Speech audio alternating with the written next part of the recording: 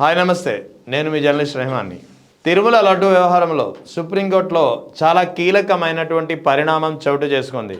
ముఖ్యంగా supreme court chief justice Surya Kant చేసినటువంటి వ్యాఖ్యలు ఆంధ్రప్రదేశ్లోని కూటమి ప్రభుత్వానికి ఒక షాక్ అని చెప్పవచ్చు ఖచ్చితంగా. ఎందుకంటే సుప్రీంకోర్టులో చీఫ్ జస్టిస్ సూర్యకాంత్, మరో జస్టిస్ బాగ్చి నేతృత్వంలోని ధర్మాసనం చేసినటువంటి కామెంట్లు కూటమి ప్రభుత్వానికి ఇబ్బందిలో పెడుతున్నాయని చెప్పవచ్చు. ఎందుకంటే మానూరి శ్రీనివాస్ అనే ఒక వ్యక్తి పిటిషన్ దాఖలు చేశారు తిరుమల లడ్డు వ్యవహారంలోకి సంబంధించి. సో ఈ పిటిషన్ని సుప్రీంకోర్టు యాక్సెప్ట్ చేసిందా లేదా అనేది కాసేపు పక్కన పెడితే, ఈ పిటిషన్ విచారణకు తీసుకున్నప్పుడు సుప్రీంకోర్టు ధర్మాసనం చేసినటువంటి వ్యాఖ్యలు ఇప్పుడు చాలా కీలకంగా మారుతున్నాయి. వాస్తవానికి పిటిషనర్ వేసిన పిటిషన్ ప్రకారం, అందులో ఉన్నటువంటి అంశాల ప్రకారం తిరుమల లడ్డూలో జంతువుల కొవ్వు కలిసిందనే ఒక ప్రచారాన్ని ఆపాలనేది పిటిషనర్ యొక్క వాదన.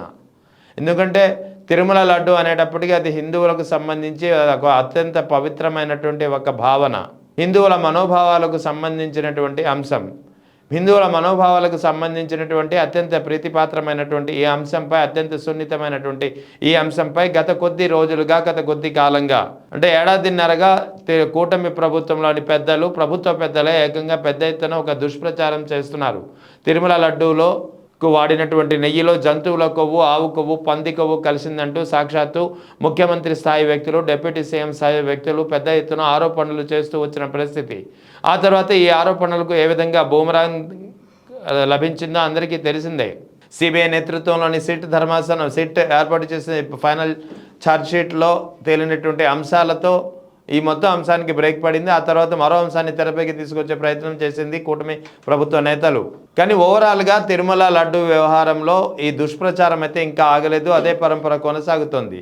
పదే జంతువుల కొవ్వు కలిసిందనే ఒక ఆరోపణలు హిందువుల మనసుల్లోకి బలంగా చెప్పించే ప్రయత్నం అయితే జరుగుతోందనేది అందరూ చెబుతున్నటువంటి మాట. సో ఈ క్రమంలోనే ఇటువంటి దుష్ప్రచారం ఏదైతే తిరుమల లడ్డూల వ్యవహారంలో తిరుమల లడ్డూకు వాడినటువంటి నెయ్యిలో జంతువుల కొవ్వు కలిసిందంటూ ఒక ప్రచారం ఏదైతే జరుగుతుందో, ఈ ప్రచారం వల్ల శాంతి భద్రతల అంశానికి సమస్య ఏర్పడుతుంది, శాంతి భద్రతలకు విఘాతం ఏర్పడుతుందంటూ పిటిషనర్ తరపు న్యాయవాది సుప్రీంకోర్టులో వాదించిన పరిస్థితి. పిటిషనర్ యొక్క పిటిషన్ సారాంశం కూడా అదే.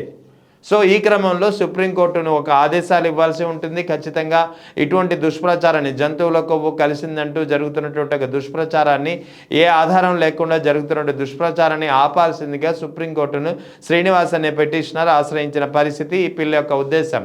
సో ఈ బిల్ విచారణ సందర్భంగానే justice Suryakant, supreme court chief justice Surya Kant చేసినటువంటి వ్యాఖ్యలు చాలా కీలకంగా మారుతున్నాయి. అసలు జంతువుల కొవ్వు కలిసింది అని చెప్పడానికి మీరేమైనా నిపుణులా అని చెప్పి సుప్రీంకోర్టు చీఫ్ జస్టిస్ సూర్యకాంత్ చేసినటువంటి వ్యాఖ్యలు ఇప్పుడు ఒక కూటమి ప్రభుత్వానికి ఒక చెంపపెట్టుగా మారాయని చెప్పవచ్చు.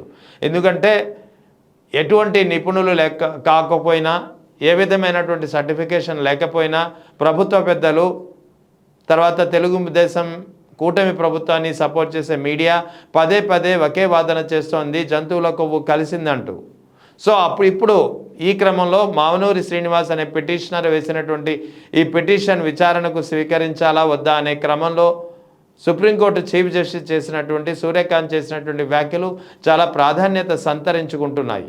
జంతువుల కొవ్వు కలిసింది అని చెప్పడానికి మీరేమైనా నిపుణులా అని సుప్రీంకోర్టు వ్యాఖ్యలు చేసిందంటే కూటమి ప్రభుత్వం ఏ విధంగా అర్థం చేసుకోవాలో మనకు తెలుస్తోంది.